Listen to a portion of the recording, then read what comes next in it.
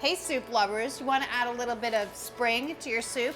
I have just the recipe for you. In fact, it's so springy, we just called it spring vegetable soup.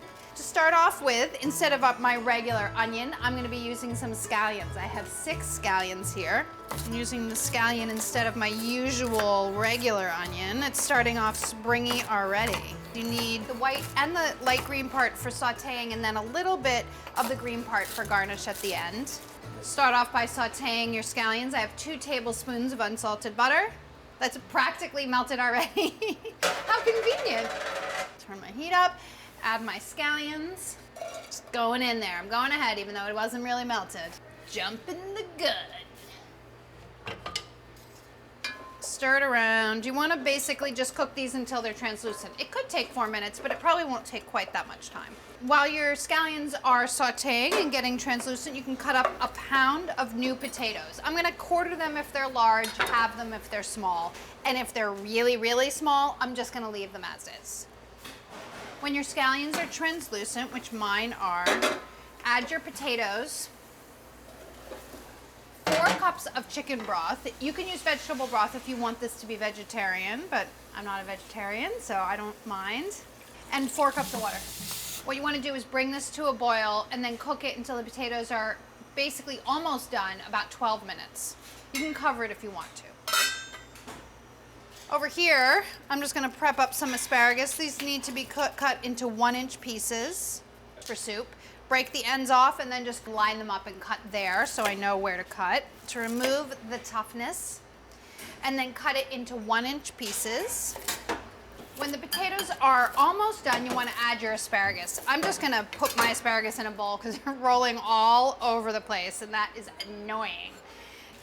Then 1 bunch of flat leaf spinach. You want to remove the stems. You don't want the stems. You could use baby if you'd like. But make sure in either case that you wash it really well. Doesn't really need to be dried because it's going into soup, so save you that step. To finish the soup, you'll need about 2 tablespoons of chopped fresh dill. Or cilantro, that would be good. But I'm using dill today. You're welcome, Dad. Asparagus goes in and cooks for 3 minutes. Then you add the spinach and some peas. You want to bring your liquid back to a boil so the asparagus will cook. It shouldn't cook for more than about 3 minutes. Then you're going to add 2 cups of frozen peas and the spinach. Stir in the spinach and the peas at the same time. Basically, you're just looking to wilt everything and heat the peas through. And as you can see, this is a soup that is just bursting with spring flavors. It's so green and fantastic. And in fact, I think right now I'm gonna turn it off because I don't want it to overcook. Then you can add your dill and your scallions, the scallion greens that you saved from before. Add those. And dinner is served.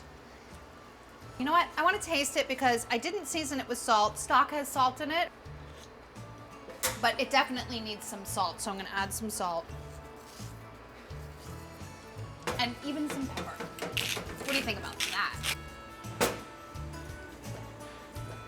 So this soup is really low in fat. It only had 2 tablespoons of butter in it. Super duper healthy dinner. I love it. You know what would be really good with this? A really nice piece of fish. You could poach the fish right in the soup if you wanted to. Oh my God, that would be crazy.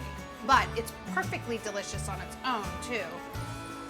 If you think you can find a springier soup recipe, I encourage you to send it in. But for my money, this one wins.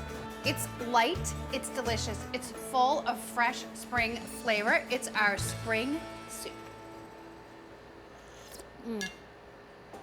Hi guys, thanks for watching this video.